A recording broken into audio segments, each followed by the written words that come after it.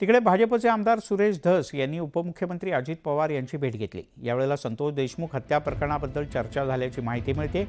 मी कधीही धनंजय मुंडे यांच्या राजीनाम्याची मागणी केली नाही अशी प्रतिक्रिया सुरेश धस यांनी दिली।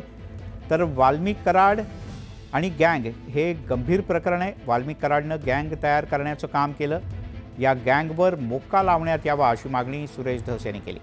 बीडमध्ये काही पतसंस्था बुडाल्या आहेत, त्यात वाल्मिकचा संबंध होता असा आरोप सुद्धा सुरेश धस यांनी केला।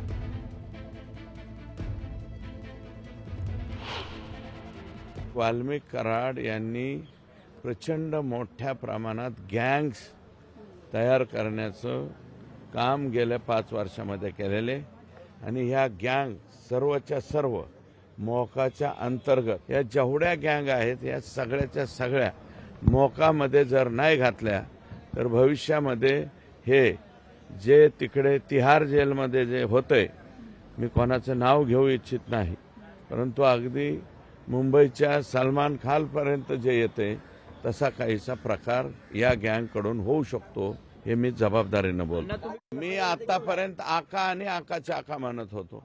आकाबद्दल आता मी स्पष्ट बोलायला लागलो। आका ह्याच्यात सगळ्यात आहे।